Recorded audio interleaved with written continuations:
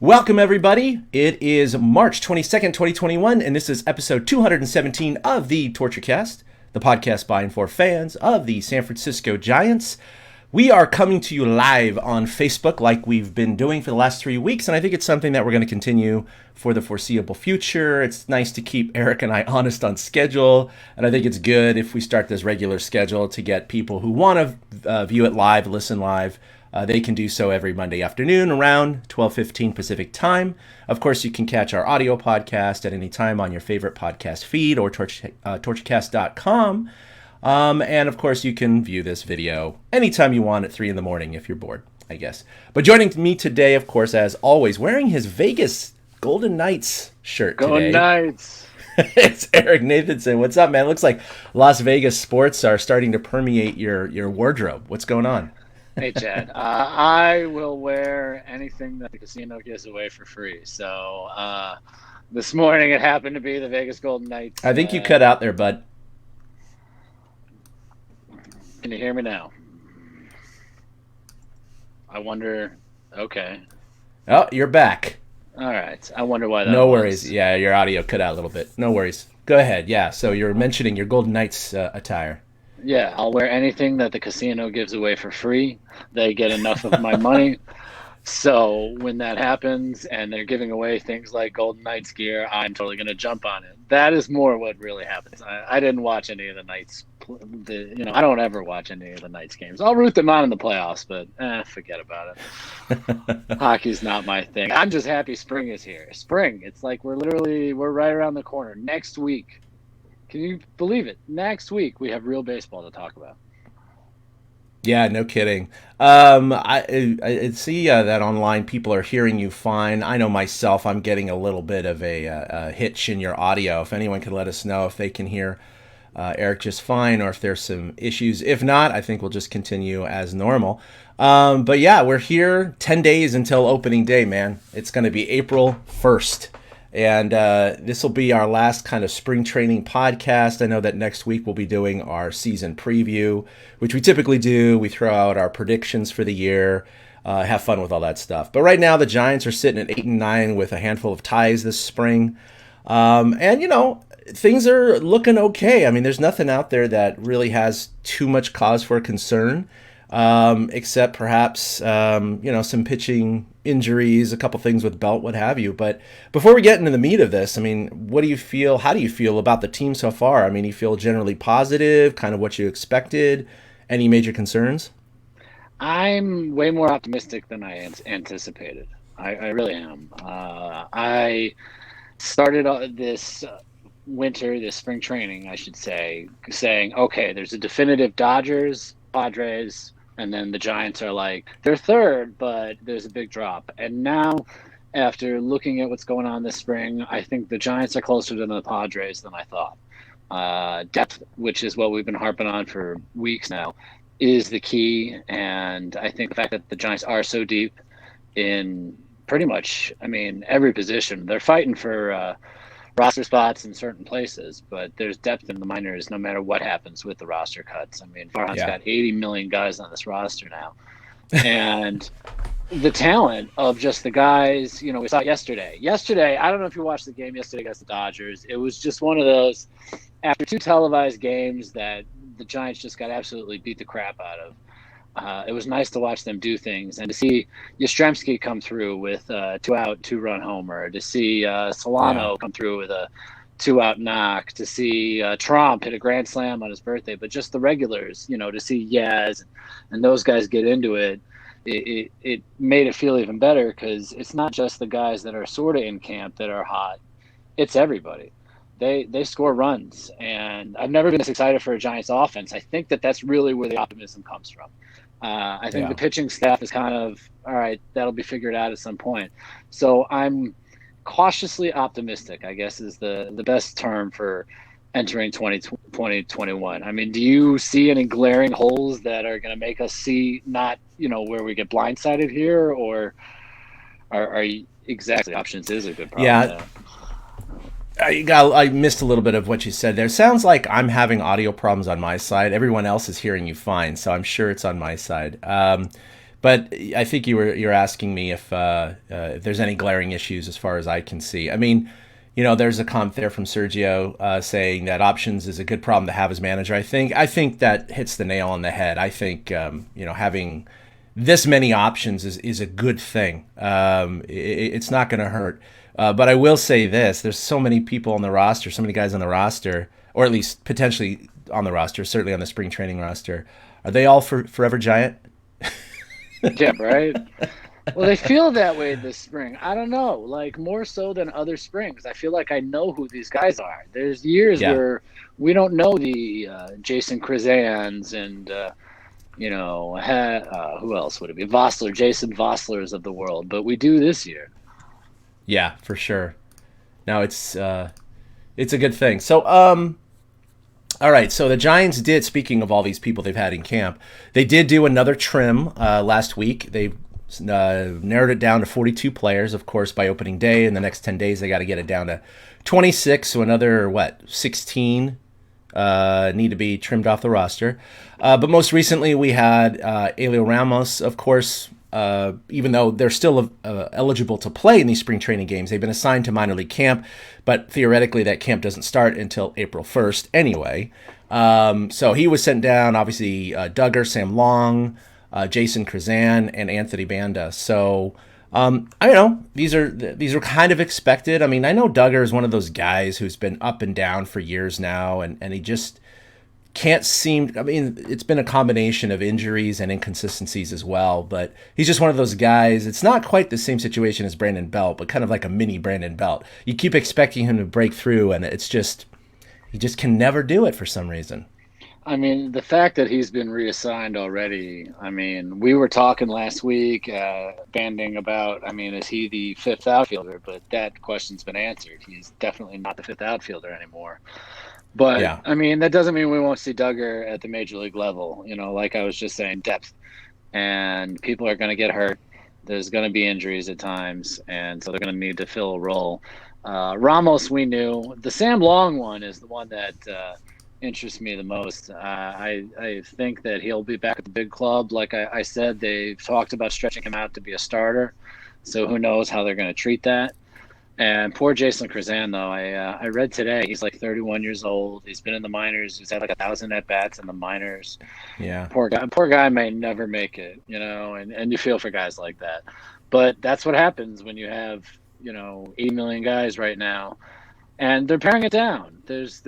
I'm guessing the next time we see roster moves is just kind of when they do the final roster after the A series. When we're doing our this time next week, I wonder if we'll know, or if it'll be a day or two afterwards for us to find out the final 26. But I think that's the next time they'll make cuts probably. And like you said, none of these are unexpected. The Duggar one just closes the door on him making the opening day roster. Other than that, nothing really affects anything in the whole general long-term plan. All right, I'm gonna do just something really quick, if you don't mind, and same with all the listeners that are listening too. I'll try to cut this out of the audio podcast. I'm having some technical issues on my end, and even if you guys can hear Eric, I can't for a good portion of it. So I'm gonna actually remove him from the broadcast and never see him again. No, I'm gonna remove him and then have him kind of reconnect to the room, and I'll add him back in to see if that resolves this issue. But hey, this is the glory of going live. So see ya in a second, Eric. All right, there he goes. Yeah, I apologize for that. Really haven't had that issue before. Again, like I said, it's probably on my end. So hopefully Eric can join us here in just a second. We're going to talk about a few things here, and most notably how the Giants players are doing individually, injuries, our top 5 outfielders of our lifetime, not forever, and a few other things. So I'm going to go ahead and add Eric back to the stream to see if that helps. All right, go ahead and speaketh, Mr. Nathanson. Okay, I'm not sure what I should talk on. Let's see. So in the year 19 aught, no, well, I mean, I should keep talking for a moment just to, make sure. I heard you talking about, we will talk about top 5 outfielders, and there's a bit of a split. I think it's an age thing for us when it comes to the split, and a ability to watch games, but we'll get to that anyways. Yeah. We were just talking about the guys that got sent down. Have I cut out at all while I've been talking right now? No, it's been good so far. There's a little popping, but like I said, if everyone else hears you fine, I'm assuming the recording is fine. So hopefully our audio podcast will be okay and listenable, but we'll go from there. On the Um, uh, Go ahead. Okay, so you can hear me? Yeah, I can Okay. hear All you. right, cool. Yeah, we'll All just right, hope. no, we're good. Hopefully, it continues. Yeah, Maze Dickey put in the comment section. Will we see Luciano this year, and is he the future after Crawford? No, I don't think we're going to see him this year. I think he's just a little too young for the Giants are right now. They certainly have very high hopes for him, and he's definitely impressed for some of this spring. But he's young and he's got a lot of holes in his swing at this point. So it's one of those things you don't want to bring up guys too early. It's extremely doubtful to me that that's going to happen. What do you think, Eric? Yeah, with service time too, they can manipulate it as much as they want to. I think at the earliest we see him is like end of April 2023. I really do. He's still a kid, and as much talent as he hasn't played a full season even, I believe it is, in a minor league. He's only played low A. So he's got to get some reps in before the Giants can even consider it. That losing that minor league season last year was a killer. It really Yeah. was.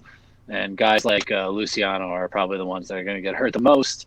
But that's what's going to screw up the service time thing, because teams are going to be forced to try to play with that number at the same time that a guy may be a year behind the development that they wanted.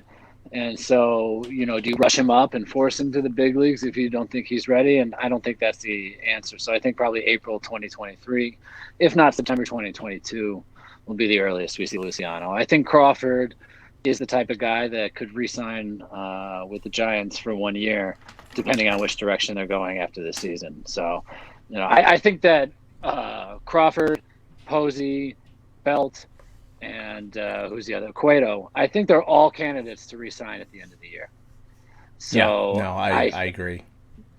depending on which direction the Giants go. So I don't think that they're ready to pull up the young guns in that respect. Got it. All right, so let's check in on some of these guys that we've been talking about for the last couple of weeks. And man, Evan Longo has been crushing the ball as of late for the spring. 8 for 19, that's a 474 clip, 4 bombs and 10 RBI. He's got a little bit of a foot issue, but like Gabe Kapler said, I listened to this morning's Murph and Mac, and I'll play a little audio of that later as he reviews the starters. But he said, yeah, he should be fine. He's letting him hit. He's a veteran. He knows how to play third base. He doesn't need his reps there if his foot's hurting. So that's okay. It also gives some of the younger guys a chance. Elio Ramos, of course, we talked about hitting with 3 home runs, 6 RBIs this spring. Yaz hit one yesterday. He's got 2 home runs for the spring. He's only got 8 at-bats so far in the spring, so nothing to shake a stick at. Austin Slater hitting 375 with a bomb and 4 ribbies. Jake McGee's looked very impressive, missing a lot of bats, 7 Ks over 5 innings of scoreless pitching. And then Logan Webb working on his new changeup that the Giants really want him to work on. 6 innings pitched, only 2 hits, and no runs. So, again, spring training, they're playing against a lot of AA and AAA guys, but hey, doing better is better than doing worse. Yeah, and not as much anymore, though, now. Guys are playing deeper in games. They're getting 2, True. 3 at-bats. They're facing starters a second time. We're seeing starters go deeper into games right now. And it's good to see. Like, yesterday was just really good to see. Against the Dodgers, Gonsolin was pitching really, really well. And the fact that Longo was able to get to him, and then as soon as he exited the game, the Giants jumped all over the bullpen. And it was the kind of thing that gives me optimism about this season is, they'll wait out the good pitcher and then jump all over somebody's bullpen. They kind of did that a lot last year too. And it was good to see Yaz get his bat swinging well too, because he seemed to be the one guy. Listella too. I think Listella Mm-hmm. got maybe 1 or 2 knocks yesterday, and he's somebody that it seemed like he's only had a couple of hits in spring training. But Longo, what else can you say? But the guy's locked in. He wants the season to start yesterday. Yeah, for sure. All right, let's talk about some injuries besides Longo's foot, which again he's still hitting, so he's just not playing the field. Buster Posey returned to the lineup on Sunday yesterday against the Dodgers for his first time since March 13th after missing several games with right hip tightness. Yeah, so I mean, it's kind of flaring up on him. He was 0 for 2, and he caught 3 innings. He said it felt good today. He's quoted as saying after the victory yesterday. Yeah, I mean, he's had a whole year off of baseball, and we all know about his hip surgery. So, hopefully it's just like old man arthritis. It's flaring up or something like that. But at the same time, it's a concern, Eric. I mean, he hasn't it's not like he's been beat up or he's out there 9 innings a day like he will be in parts of the regular season, and his hip's already acting up. So I'm a little worried about it, but we'll have to see what happens. I mean, maybe it's just a flare up and he knows how to take care of it, and it's not going to be a problem. The Giants claim that they were just being overly cautious and Buster's not really worried about it and they're not really worried about it. And honestly, I don't believe them. Uh, but to be fair, I didn't expect to actually see Buster I didn't expect to see him in the lineup yesterday. So the fact that he did get back out there right away, but now he's got to get the bat going. He really hasn't done much this spring. So if his is feeling okay, I'd like to see him get at bats this last week of spring training, and we can really see if his hip is decent or not. Yeah. Brandon Belt, the ever broken Brandon Belt, is day to day with his heel, and he might see some game action later this week. Like we said, Longo's foot. He's been hitting, just not in the field. Alex Wooden had an ablation procedure on his back and may be back in game action soon, according to Gabe Kapler this morning, and I'll play some audio of that in just a few minutes. And then Nunez, it was determined he needed Tommy John surgery, so he's obviously going to be out for the entire duration of the 2021 season. So Yeah, that's that's kind of a that's kind of bummer. a bummer. Yeah, he's a Rule 5 pick that they got from the Mets, I believe. And it's funny because this way he actually gets stashed on their disabled list. True. And he doesn't take up a roster spot because as a Rule 5 pick, he needed to be on the active roster, but that's not going to happen when he's injured. This happened with somebody else a couple of years ago, I remember, and I think they ended up sending him back after he pitched for a little bit for the Giants, but all of Nunez's rehab work will be done with the Giants. And it is a bummer for him because he was pitching well. The Alex Wood ablation procedure thing, I mean, that's going to force the rotation to juggle a little bit just right out of the gate. I'm sorry if you Okay. heard a little echo there. Yeah, That's apologize for that. that's why I paused. There's Yeah. still an echo. Yeah, echo, echo. All right, It's I will still make there. sure that that's going to be gone in a second. All right, I'm going to keep talking for those of you that can see us live. Alex Wood, is there an echo? No, not this time. Alex Wood being out then, brings to mind, luckily they have an off day. They don't need a fifth starter, for like 11, 12 games into the season. So they won't have to bring out whether or not it's going to be Aaron Sanchez or what the heck's the guy's name who pitched yesterday? Casimir. I Casimir, yeah. think, yeah, I think it's going to be Sanchez. Sanchez seems excited after his first spring start. He just wanted to get out there, and he got hit around a little bit, and he kind of sounded like the NFL player who says, "I didn't really feel like I was in the game until I got smacked in the face," because he got smacked in the face a little bit by leaving some breaking pitches up in the zone. And Sanchez, though, I expect if there's some improvement over the next couple starts, he'll be the guy they tab when it comes down to it. Wood, who knows, though? He could be back by then. I read about the ablation procedure, and it takes a couple weeks, and stiffness, I believe, is his biggest Yeah. side effect he's got to deal with at this time. So other than that, I mean, Longo, I agree with Kapler. You have the quote here. He says he's a veteran and he knows how to play third. Yeah, it's the truth. I mean, the guy's been around forever. Yeah. Speaking of Gabe Kapler, I'm going to go ahead and play a minute or two of his interview this morning with Murph and Mack. I think it was kind of enlightening in terms of him being asked the question, what does the rotation look like? And he said, hey, let me just take it starter by starter or Oh, potential, good. starter by starter. So I'm going to go ahead and share that audio right now. Let me bring it up here and hit play. Rest of the rotation. Questions about Alex Wood and his spine. That's not always a great topic, right? Kevin Yep. DeSclafani and his emergence, and of course Logan Webb. I mean, how are we looking at I know there's off days at the first couple weeks. So are you guys at the point where you're saying, listen, we have days to work with. We don't need to have a full rotation. Or would you like to announce a rotation before opening day? Yeah, I think it'd be actually helpful for me to talk through each of the starters and where they are. So Gosman, I feel very confident is going to be built up, to handle that 90 pitch workload. And if everything's going just right in the first week of the season in his first start, that he's going to be right where he needs to be to take down, 6+ innings of work if necessary. Johnny Cueto, I feel, very similarly. Webby is making a really good push for us. His changeup has been devastating this spring, and it's a pitch that we asked him to work on. So very specific focus on throwing that changeup, throwing it for strikes, knowing when to drop it out of the zone, below the zone for swings and misses. He's done a really good job of meeting that bar. He's got a long way to go, and we ask him to do that each time he goes out to pitch, and that's a tall order. We think he's capable of handling that. But we'll see where we are. He's competing really hard, and we love that. Desclafani is using his changeup more and using it effectively. He's using his slider. That's always been a great secondary weapon for him. And we're focused on the right pitches and the right counts with him. No concerns about his buildup. Sanchez is just a little bit behind, and that's because he's been off the field for a really, really long time. But in his last outing, as you guys know, went 3 innings for us. And had a successful strike throwing outing, which is number one. We want to see guys come in, pound the strike, so be efficient. We want them to know their plan. We want them to push the pace, and we want them to pound the zone. And Sanchez was able to do that his last time out. Woody is a little trickier because, as you know, a few days ago he had this ablation procedure, but that ablation procedure allows him to work to his confidence level and his pain threshold, which has been really, really good the last couple of days.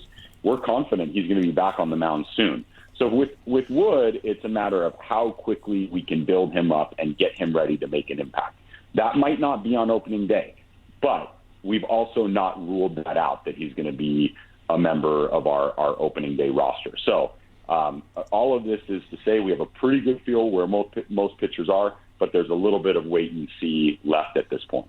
Okay, there you go. One by one, Gabe Kapler taking us through the rotation as we. All right. So, what'd you think? I mean, that sounds like about what we've been talking about too. It really does. I think he's leaning towards Gausman as the opening day starter, the way he's talking too. I think that's kind of a discussion. Does Cueto get it because he's the veteran, or does Gausman get it because he's the best? But that's positive to hear what he said about Sanchez, and at the back end with Wood, knowing that we don't need him. That's what I was just starting to say. That's so funny. That is literally what I was just starting to say. So it's good to see that he's in sync with, what we're thinking over here in Henderson, Nevada. Oh, man. If we could manage remotely. We're doing so many other things remotely. Yeah, It'd be funny if that ever becomes a thing, with technology. Gabe Kapler's out with COVID. He's going to manage from his house. That'd be pretty sweet. I mean, the thing is, think about the fact that Kruk and Kipe still haven't even seen Kapler face to face because they did last year, I'm sure, but did they? I mean, I know they broadcast games from the stadium. I don't think they did last year at all because they didn't even start the season until June or July or whatever it was. And everyone was prohibited. I mean, okay, maybe they saw him in spring training because remember there was like a normal beginning of spring training last year. But once everything got shut down, no, I mean, there was all these protocols. So like when I get my media pass last year, I went to 5 games. You're in different tiers. They have 3 or 4 different tiers. I can't remember. And certain members of the ball club can interact with the players. Of course, that's going to be trainers and specific staff on the coaching side of things. But even when you get to their PR people, people who would grab him by the arm and say, "Oh, you got an interview over here. You got a Matt Chisholm or something like that." Even they weren't interacting with the players. They were one level removed.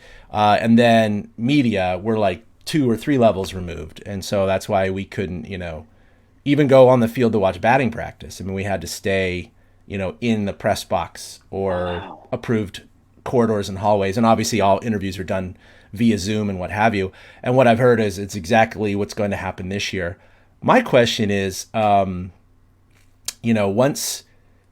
I think a lot, it's going to be funny because a lot of the media is going to be vaccinated here in the next month or two because some of the media is older or has, certain health conditions that qualify them. But even that said, even the baseball players at this point, if supplies are forecast to still be good enough by the end of May, beginning of June, I would presume that even most teams are going to have their players vaccinated in the middle of the summer.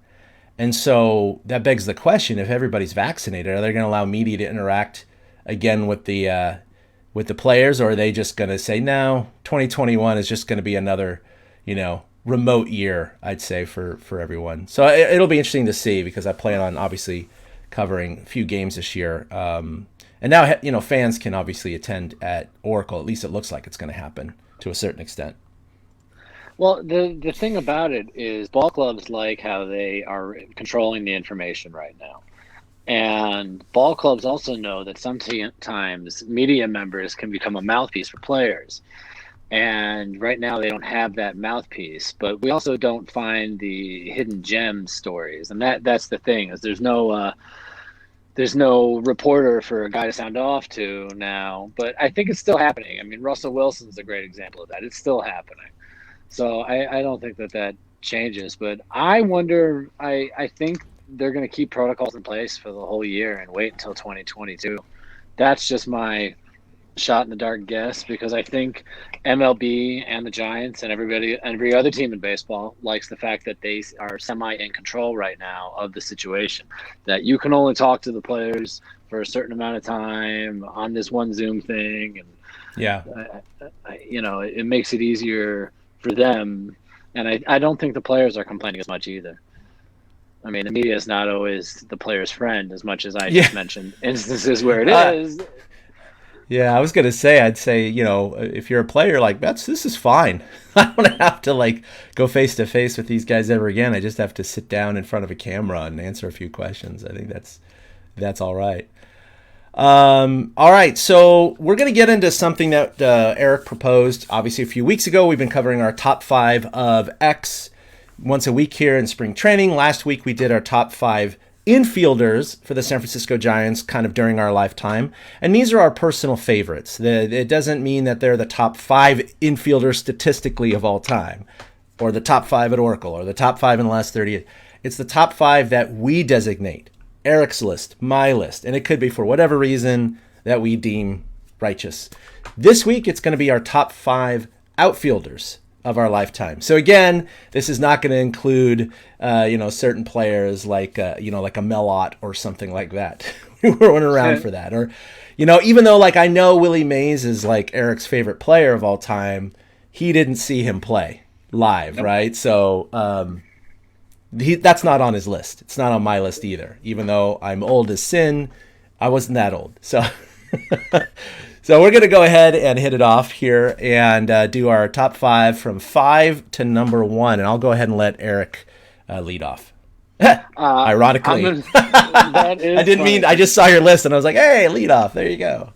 And this man does lead off. And it's funny because Angel Pagan is my 5th favorite Giants outfielder. And I'm going to warn y'all right now, my list skews towards the more present day. And that is because I didn't have MLB TV until, the last 10 years or so. I didn't have access to watching these guys on a daily basis. I wanted to throw certain guys that are on Chad's list on my list, but I just couldn't bring myself to do it because I didn't really watch them play.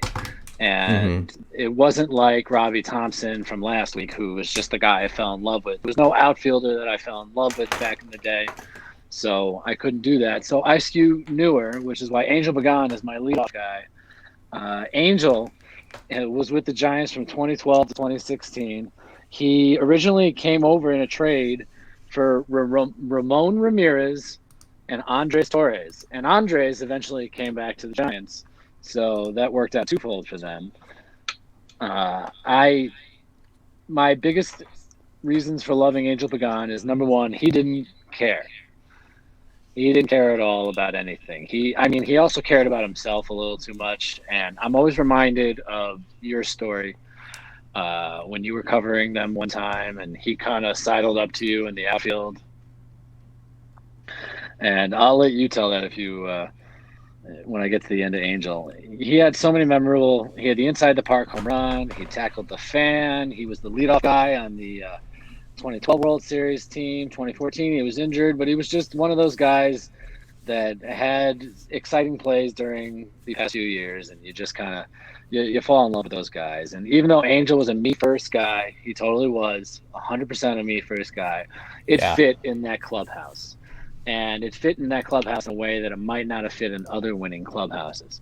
So if Angel Pagan had been on, say, the Astros when they were crappy, he might have been run right out of town. But when the Giants were good, and even though Angel was a bit of a me first kind of guy, he still totally fit in with them, and that's why Angel's number 5 on my list. I loved Angel. I would get such a kick hanging out with Angel sometime. I think it would be hilarious because he seems like the kind of guy that would never want the good time to end.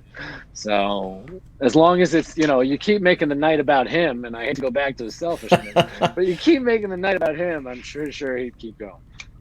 No doubt about that. Yeah, Angel was an interesting fellow. He actually was close to my list. He's definitely an honorable mention. And I know he wasn't with the Giants for a terribly long time, but I think we remember a lot of these outfielders and infielders, particularly, not to mention pitchers, the whole team, because of their championship years. I mean, it's just one of those things where I know I have a couple guys on my list that never won championships, of course, and may have only been with the team for 4 or 5 years, but made impacts when I was a kid or a teenager. And so they're very memorable and favorites of mine growing up.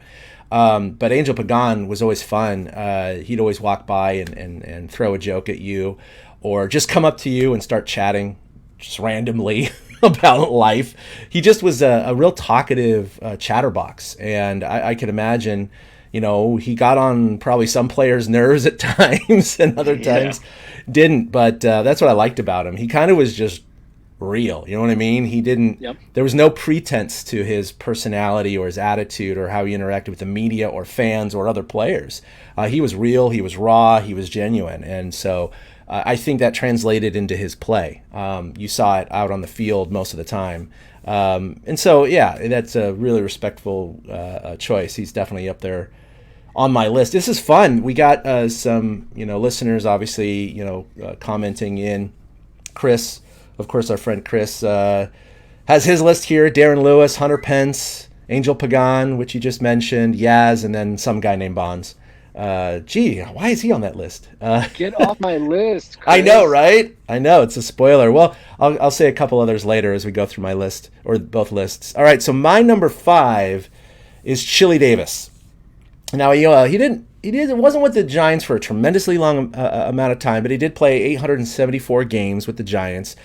He ended up hitting 267 with 101 home runs and 418 RBI. So that's nothing to sneeze at. That's a big contribution to the Giants in the mid to late 80s. His on-base percentage was 340, which is, it's respectable. That's not bad. And obviously, back in the day when they actually used to steal bases, he ended up stealing 95 with the Giants, which is more than most Giants will steal in their entire career. So True story. Definitely a different era back then. And obviously he had time with the Angels and the Twins and the Yankees later in the 90s. But he was just one of those guys I had met at a card show when I was like 12 or something. He treated me really nice. But I just respected the way he hustled and played out in the outfield. And again, it was forming my fandom at that young age. Just like, my favorite player of all time, Will Clark, isn't the best player of all time for the Giants, but he was my favorite. Chili Davis is up there for my outfielders. And then I'll go ahead and continue in that same vein for number 4, same era, Hackman, Jeffrey Leonard. And he was a lot of fun. Obviously, he kind of tended to piss some people off as well with his one flap down and taking a slow trot. But as I bring up my screen to share here, we can look at a couple of his highlights. This one in particular from the 1987 NLCS.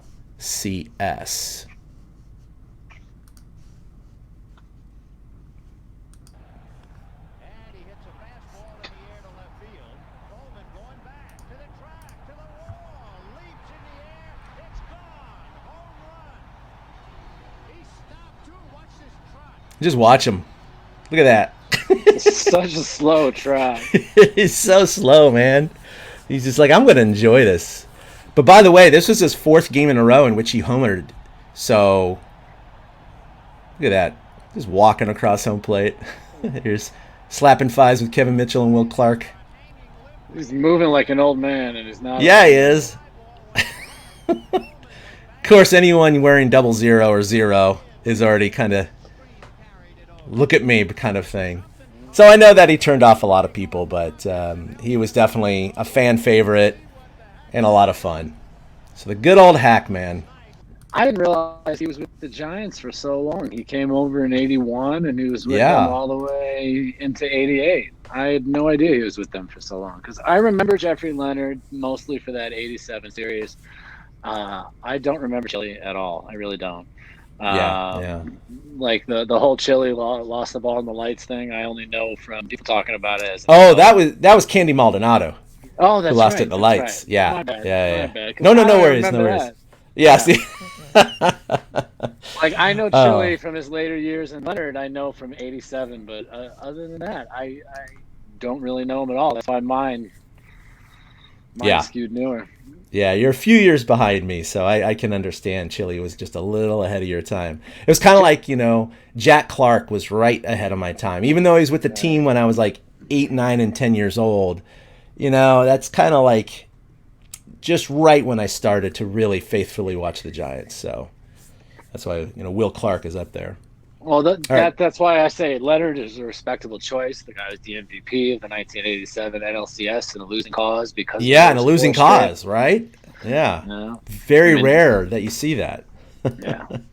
I honestly can't think of any other player that has won MVP in a losing cause. So it's just kind of one of those for baseball. Yeah, that's a great question. I couldn't name one off the top of my head. There's probably one out there, 2 out there, something like that. I'm sure There's are. gotta be. Yeah. I know there's one Super Bowl or something like that, but other than that, all right. So you had Jeffrey Leonard as your number 4. Sergio Dubone, I'm going to make you happy right now. Gregor Blanco is on my list as well. He's number 4 on my list. I love Gregor Blanco. I don't see the Giants winning 2 World Series without him. First, let's just start with the catch. There's no other place. That's when Gregor Blanco came into our existence. That's when we knew who he was. He made the ball club as a minor league free agent. He made the ball club out of camp as an extra outfielder. And he was not a starter. He was a spot starter. He was a bench guy, and he happened to be in that game. And I have no idea. I can't remember personally if he was put in that game for defensive purposes. But George Schaefer took him deep to right center field, and he made that diving catch outstretched to save Perfect Kane. And it endeared him to me at that moment, and just seeing what he did after that. Melky Cabrera goes down with the steroid suspension. So who becomes the everyday outfielder? Gregor Blanco. 2014, Angel Pagan, who I just mentioned. He goes down with an injury. Who becomes the starting center fielder? Gregor Blanco. I mean, when you think back, it still blows my mind to think back to 2014, and the starting outfield was, in Game 7, was Juan Perez, Gregor Blanco, and Hunter Pence. And none of those guys are in the league still. It's just weird to think the Giants won a title then, but that's what made Gregor so valuable. White Shark. I have to throw out his nickname because it was such a great nickname. It was such a great nickname. And he is Venezuelan born. And again, tip of the cap, the Giants have had a good pipeline of Venezuelan players. I mentioned one last week with Pablo Sandoval. Another one cracks my list this week with Gregor Blanco. So he's number 4 on my list. Let's see. So I'll shift gears then. Okay. You got anything on Gregor? No, just, it's so fun to look at these lists because you love them all. You love all these players.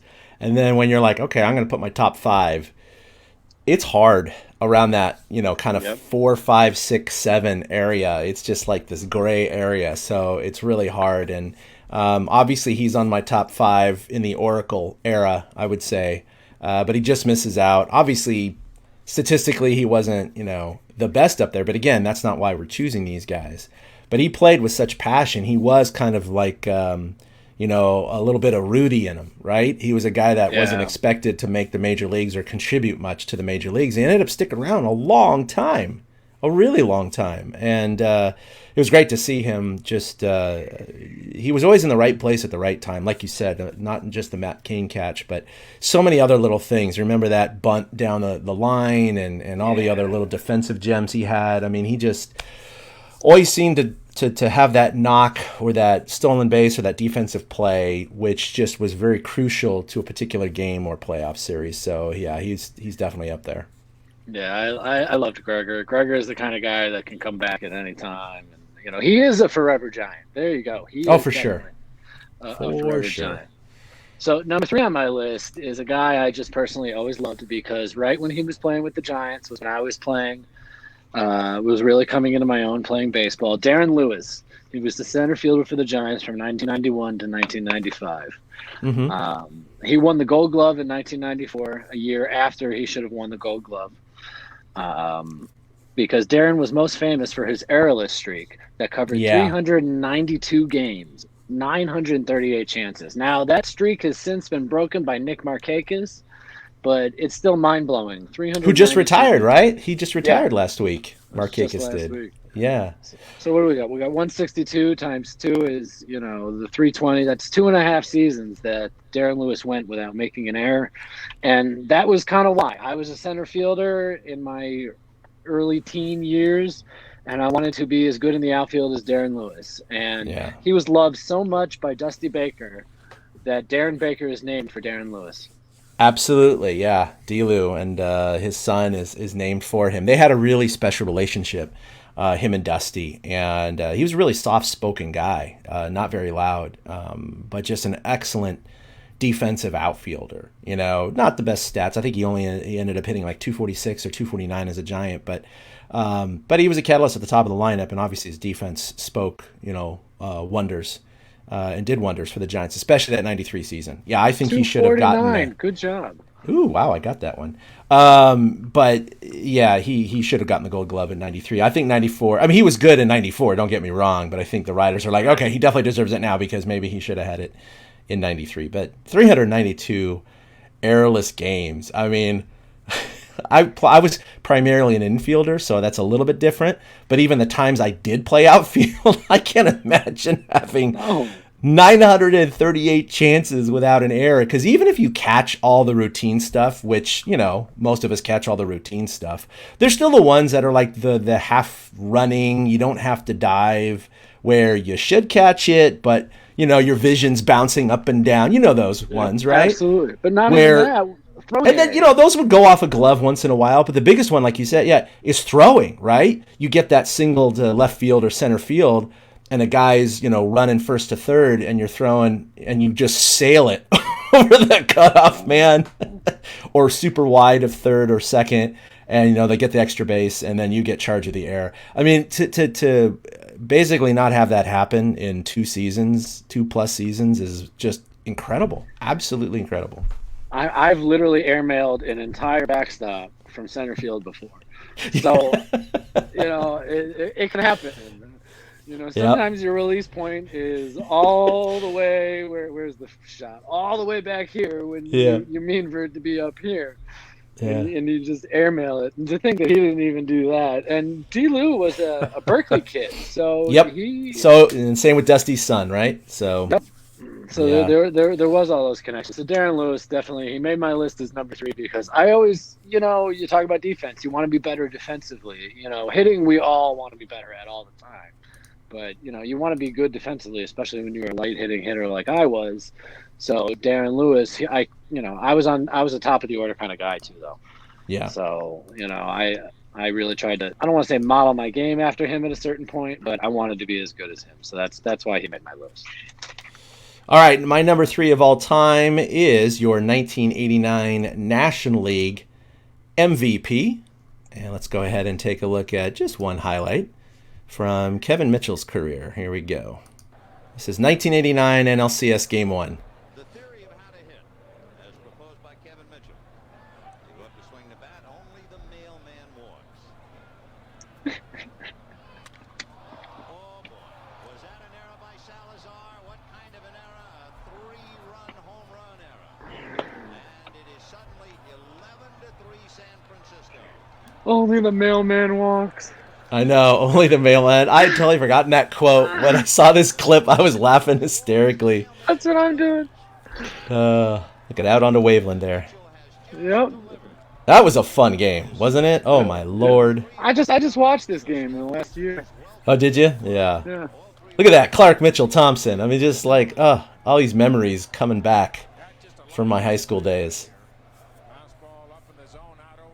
Did it get all the way out there? Yeah, it did.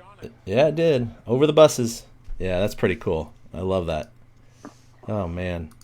So, yeah, Kevin Mitchell, I don't have a bunch of stats sitting here because I think a lot of us know what he did. Definitely one of the half of the Pacific Stock Exchange with Will Clark, but he, again, wasn't with the Giants for a very, very long time. He had a lot of his career with the Padres and the Mets.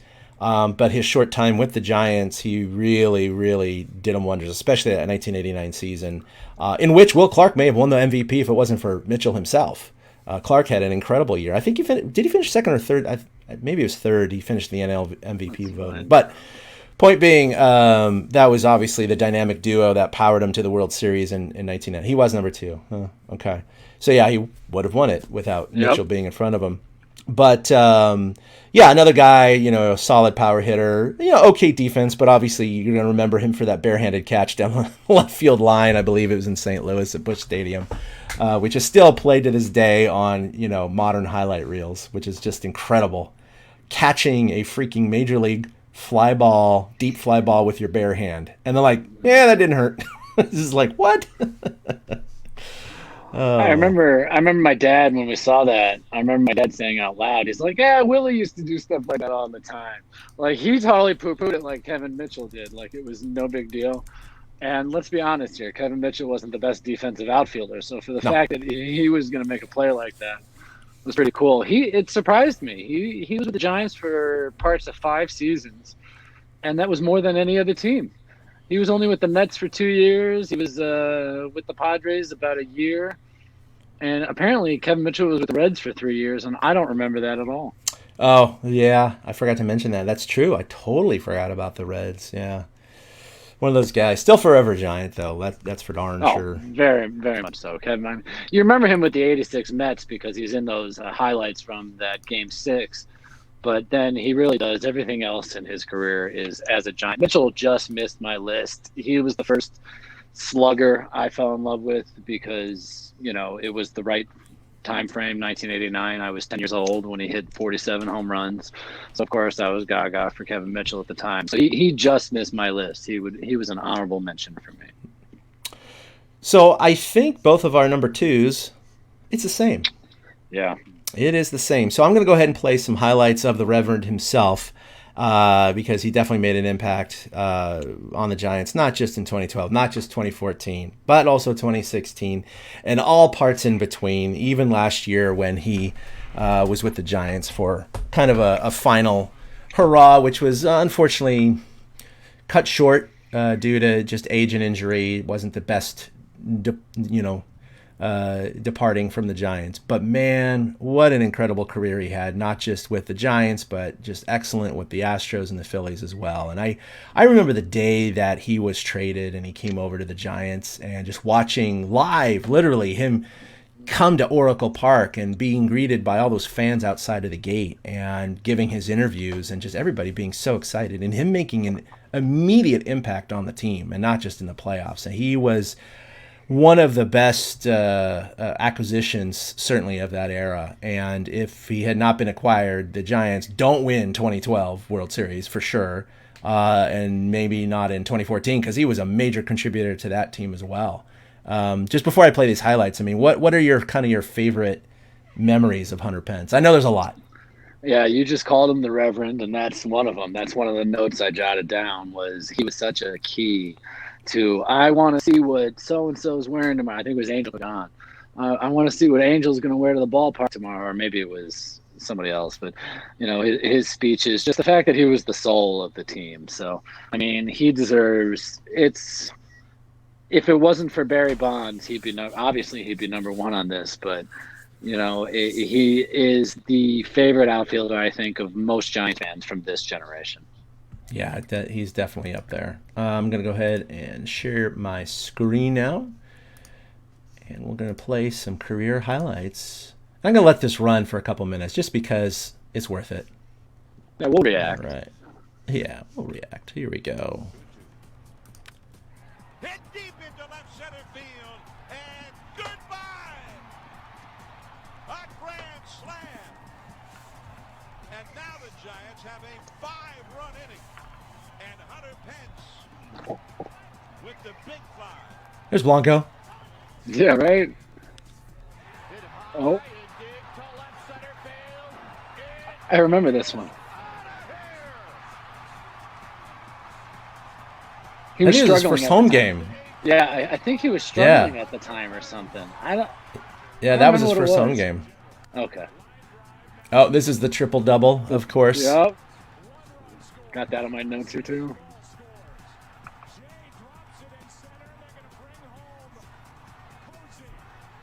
Buster lumbering around the corner.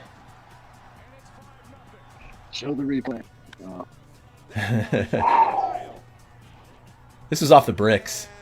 It clears the bleachers. It hit him Unbelievable. on the other side of the arcade, behind the bleachers, and the Giants have a 2-0 lead on A strong man.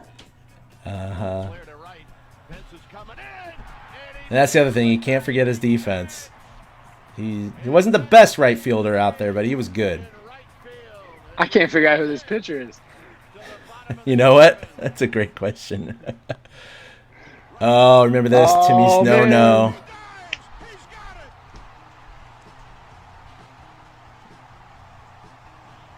it. Yeah, that was excellent. Gregor Blanco caught the final out Of a hit. of Timmy's no-no. Padre has had in 8 innings against Lincecum. That ball is just hit a mile. Seriously. Way back there. Upper deck. Goodbye. Hunter Pence with one of the most spectacular home runs we've seen I mean, he just... in this ballpark. When he connected, he connected. Yeah. I mean, look at our comments are popping. So look at how he Yeah. connected with the fans too. That's what makes us, the fan podcast by and for fans, because this is the connection. Look at that. They all score LAL score. Oh, of course. against the L. Yep. I couldn't remember what series this was. Yeah, the Washington series. Yeah. Santa I wanted to Maria! write it down. It's only up at his eyes. Let me just hack that down the line. Oh, man. I wonder if they had a solo home run in Game 1 of the 2014 World Series. That kind of set the tone for that game. It did. It did. And he had an RBI in Game 7 as well. Yep. I totally Look remember at this that play. throw. Oh, Yeah. that was such a throw. Trying to I mean- score on the foul pop. That awkwardness of him playing. No, No. Granny. Oh, on Hunter Oh. Pence, they were giving away something of his. Pence at the fence, that was what it was. It was Pence at Yeah, the fence. Pence at the fence. Exactly. Pence a long run, Bell the long run. Pence falls over. So funny that Oh, I those forgot mounds- about that one. Where he was on his back and it fell right into him. Whoop, let me just catch this on my butt. I mean, but who else has Boom. this kind That's of just collection? crazy. Swinging a drive out into Triple's alley. Pence Nobody. is going to race. And he makes the catch. Unbelievable. I agree. In 2014, Pence had a chance to be the MVP of that World Series. Yeah, for Jesus. sure. Left field. It is out of here. Oh. Well, we could go on forever, obviously. Oh, it's almost done. Might as well Oh, just let that's it play it. out. Yeah, look at that. Got a That's few the seconds. last See? It went by so fast because we enjoy these highlights. And for those of you on the audio podcast, sorry, you're just hearing these highlights, but we're having fun watching them too. So it's good to relive these these days. Little I'm nostalgia, of surprised course. they didn't cut in his 5-homer series in LA in 2013, which is basically what earned him that. I mean, it didn't earn him that contract, but it made that contract signed a lot quicker, Yeah, if for you ask sure. me. Yeah, But for I sher. mean, No, just so there's a much lot of other love in our highlights games. I'm sure that are out there. There's just someone's random assortment that I thought was decent. All right, and that's going to bring us to our number one outfielder of all time during our lifetime, and I don't think it's any surprise. That's going to be one Marvin Bernard. Oh, wait, no, Yes, I'm sorry. yes. Yes. Oh, he was a love-hate relationship, man. I tell you, like there are some days he was It's so true. good, and other days he swung at everything over his head, and you're like, "What are you doing? Why are you at the top of the lineup?" This You're like, makes no Dusty, I sense. don't care what his initials are. Get him the hell out of there. Yeah, no, he just loved Marvin. But anyway, no, of course, one Barry, Lamar, Bonds at the top of our list, and I think this was a no doubt or a no-brainer. You know, obviously the accolades are too long to list, including the home run champ, 7-time MVP. It goes on and on and on, and 400 club, 500, everything. I don't know. What do you think stands out the most? Besides, okay, let's take the home run title off the table. Let's not get into that right now. But just overall, what was it that he brought to the table that made you tune in? Uh, his ability to get to any pitch. I think that's really what it was. And it's really highlighted by the fact that he could get to that pitch up under his hands better than anybody else. I've never seen anybody turn on an inside fastball like Barry Bonds. And I don't care the amount of steroids you do in the world. I don't care how strong you make yourself. That is just talent. That is just God-given ability right there. And he had that ability to get his hands through the zone and that identify that, not just identify the pitch, do something with it.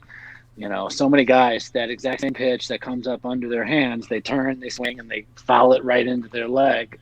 And he had the ability to turn on that, put it in play. And that's just one example.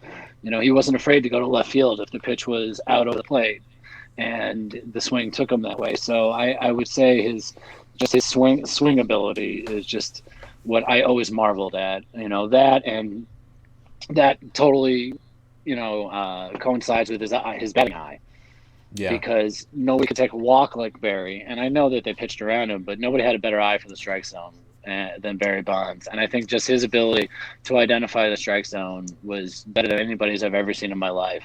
And that's always what stands out to me the most with him, is just how different he was in that way. And you can identify that before the steroid era. I don't care. He was doing the same crap in '96. He was spitting on balls and he was swinging the strikes. yeah. And that's not something that you can get better at without just being talented at it from the first place. Yeah, I mean, there's no doubt that the steroids certainly increased his home run production and may have helped with, hitting the ball a little bit further, gain an extra, a couple doubles here and there, and may have helped in recovery, with injury. But it also can hurt recovery by adding more muscle mass, which you can tear muscles more easily, blah, blah, blah. There's a lot of arguments about that. But aside from the power perspective, which he already had plenty of it before steroids, I think you're absolutely right. I mean, and I know that's an argument that's often used about the Hall of Fame argument, is that, well, if you look at his stats before 1996, 1997, 1998, whenever, because it really was the home run chase of '98 between McGwire and Sosa, where Bonds admitted that he was jealous. He was absolutely jealous of the national attention that both of those guys were getting, and they were juicing. So I think he just came to the logical conclusion, is like, well, they're getting away with it, I'm going to do it. And it was an unfortunate decision, because he clearly would have still been an unbelievable player if he had not taken steroids. And, I still think he deserves to be in the Hall of Fame, but, that I think may have to come through the Veterans Committee at some point, because I believe he only has 1 year left of eligibility to be voted in by the writers. And there was a couple years there where he was ticking up with like Roger Clemens getting higher on the list. But he kind of, it's really plateaued and come down a little bit. So I just don't think it's going to happen next year. But what you were saying about the inside pitch, that is absolutely it. I mean, it wasn't a low and inside pitch where, guys can golf it. And you see plenty of lefties or even righties do that these days. It would be up in his fists. inside, right at his belt or at his belly button. And he just opens up that body so quick. Those hips torque open so quick where he gets the meat of the bat head right there. And then it just yanks it. And he doesn't yank it foul. Like, it just, the incredible physics it takes and the talent it takes to recognize that pitch. And the fact that he was pitched around so often. He obviously, record number of walks, his on-base percentage, his OPS is, when you look at the meat of his career, they're like video game numbers. They're like that player you create in MLB The Show, which is like 99 and everything and yanks, 60 bombs a year and OPS over 1,000. I mean, that's just who he is. That's who he was. He was must-see TV. He was, even regardless of the home run chase, be it 70, 71 in 2001 or ultimately 715 and beyond, it was the fact, in 755, it was the fact that every time he came up to the plate, you had to watch. You had to watch because you never knew what he was going to do. And it was so entertaining. And, I've already mentioned it before. I was there for, 73 against Russ Springer and the Dodgers, was there for 600, for 500, and for numerous other home runs. I can't remember what numbers they were. But just he would bring the stands to their feet. Even if the Giants were down by 8 runs, he'd come up in the plate in the 7th or 8th inning in a hopeless game, and people would still stand and cheer for him and be excited. And they'd still be there because he had another at-bat. Yeah. That's what was so fun about him. And so I'll go ahead and play again a couple of minutes of his highlights. He has way too many to obviously share. Unfortunately, he came within, with the rest of the 2002 Giants, just a few outs of winning the 2002 World Series, and we're not gonna beat that with the. I know it's so hard. It's so hard, but let's go ahead and share some of this greatness of Barry Bonds.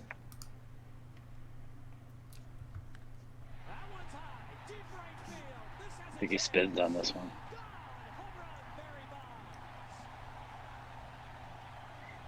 That was that Homer first time playing, first home game. Yep.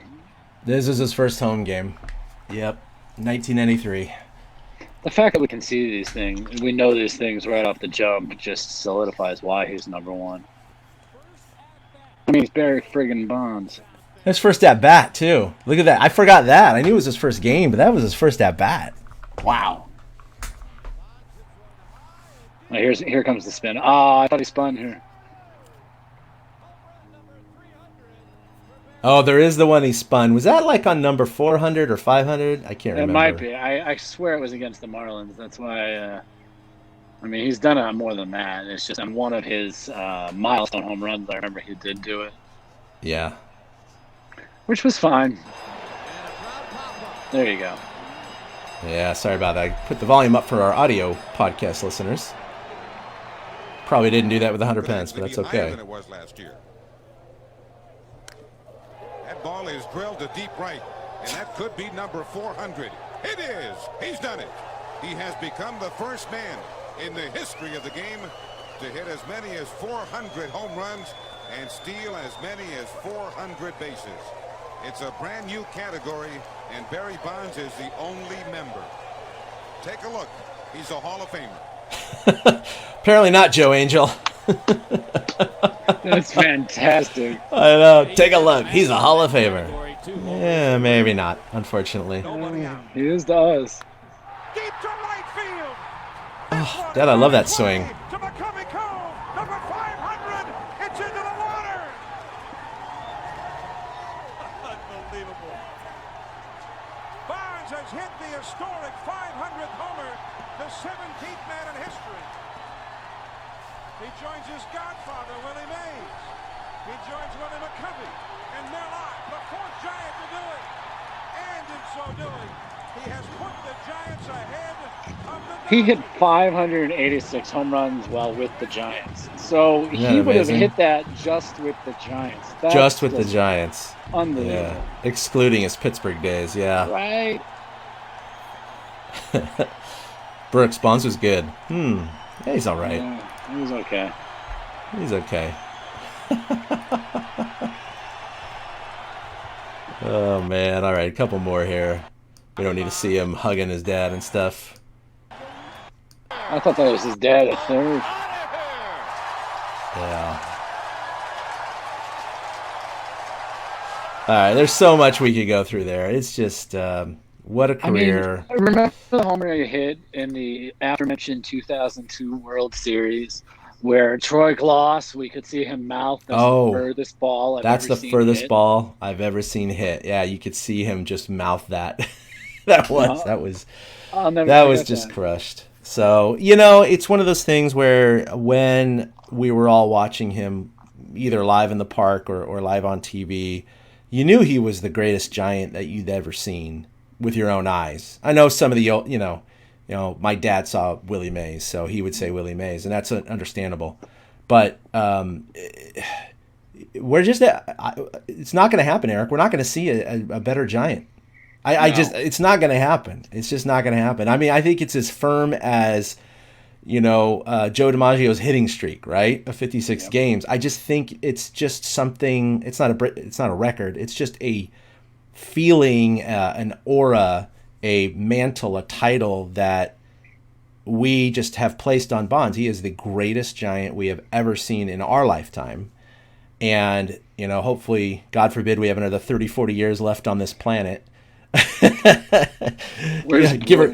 Give or take, knock on wood, right? We're not going to see another guy like him. It's just not. It's impossible. So I think we have to look at it and appreciate it for what it was. Steroids or not, he was a very talented individual, and he brought us a lot of great memories. But unfortunately, he didn't bring us a world championship. That was the core of the other guys that we've talked about over the last 3 or 4 weeks. But this has been fun. I love talking about this. It's a little bit of nostalgia, certainly when the Giants are not where we would like them to be competitively. It's fun to kind of look back on where they were and remember, like, oh, you know what? The Giants were pretty good back then. Even though he didn't win a title, it's funny because you look right now. I saw an article go by my timeline today. Harper is entering his 10th year. Can he win a playoff series finally? Yeah. These are the questions we were getting about Bonds back in the day because he was on that Pirates team that lost 3 straight NLCSs, and he didn't hit over 250 in the playoffs until that third one in 1992 before he came over to the Giants. And so, I mean, these are the things, though. The fact that I remember this off the top of my head, there's no other player with these kind of stats and reputation. He played his part perfectly. He was the star for our team, and he was the villain against the other teams. And let me tell you, somebody who was at Wrigley a ton watching him play, they freaking hated him. Oh, did they hate him? I literally had quarters thrown at me because I was wearing a Barry Bonds jersey and cheering a Barry Bonds home run. So come on, like they hated him, and that's just the mark of somebody who's fantastic. You don't hate the mediocre guy; you hate the superstar that kills you, and that's what he did, and that's why I agree with you. Nobody will ever be as great of a Giant in our lifetime as Barry Bonds. He's the best Giant we've ever seen, and he's the best Giant we ever will see. Absolutely. Well said, Eric.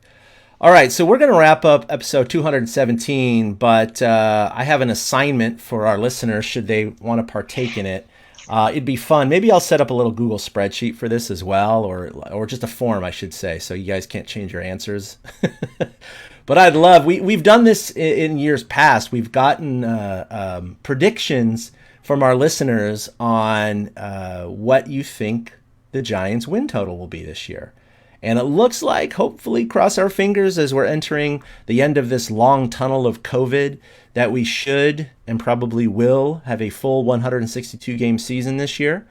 So we want to hear your predictions on how the Giants are going to do, because next Monday we're going to have our annual season preview episode, and I'm trying to get a couple of guests as well, which are not confirmed yet, but we'll hopefully have them on. But regardless, we want to go ahead and share our predictions for how the Giants are going to do this year, and we'd love to hear yours. So nothing is too crazy for our podcast. If you think they're going to win 162 games, let us know, and let us know why. We want to hear those that's those wild the key right there. listener theories. Yeah, and why? Why would you think that a team could go perfect in a particular year. But yeah, and that'll be fun. So obviously we stream this live on Facebook. So for those of you listening on audio, we'll be doing this again next Monday afternoon. At least we should be, barring any changes. You can catch us on audio at any of your favorite audio podcast catchers. You can get both formats online at torturecast.com. Social media, you can like us on Facebook, follow us collectively at TortureCast on Twitter. You can also follow us individually at ChadK21 and at 2OutHits. That's with the number 2 for Eric. So as we kind of head into this last week, we have 10 days till opening day, but 7 days, a week till our season preview. You got anything you want to share or any nuggets of wisdom there? Any Golden Knight nuggets? Yeah. Yeah, they went after they beat the Sharks twice last week. They went out and crapped the bet against the Kings. So that's sorry, Bay Area fans. Yeah, not really though. Not really at all. I don't know. I like being the bad guy when it comes to that stuff. No, I mean we've seen Buster. Buster's my only real concern right now. Yeah, I want to see if Buster's hip is healthy and he needs to start hitting. There's only so much of this weak ground balls to the right side, weak pop-ups that we can take. We got to see if he's got something. But other than that, the team looks pretty set, and I hope that we have a roster to pour over a week from today. Yeah, for sure. This is going to be good. This is going to be interesting. The Giants are having a little bit more hope than they've had in a couple years past. Again, with the NL West, the way it's shaping up, none of us, and I mean me and Eric and I, are not expecting the Giants to compete for a playoff spot unless they expand the playoffs this year, which, by the way, they still haven't announced that officially, have they? Did I miss something? Yeah, and I know it happened right when the season was starting last year or right before the season started. But last year was a weird season. It didn't start till, the end of June or whenever it was. Now we have more of a traditional starting date, and they still haven't announced exactly how the playoffs are going to work. I think that's incredibly weird. Like, why hasn't that happened? What do you think the holdup is? I haven't heard anything other than they're just talking. I think that is the holdup. I don't think anything will change. I think it's going to be the regular 5 playoff teams, and the Giants are going to have to try to squeak their way in if they're going to want to get there this year. No, for sure, because the NL West is especially with both the Dodgers and the Padres, the Giants probably have zero hope of winning the West. As far as a wild card concerned, again, it's just 2 wild cards out of the National League most likely, and the Padres or Dodgers most likely will be that first or second wild card. So it's going to be a really tough uphill battle for the Giants this year.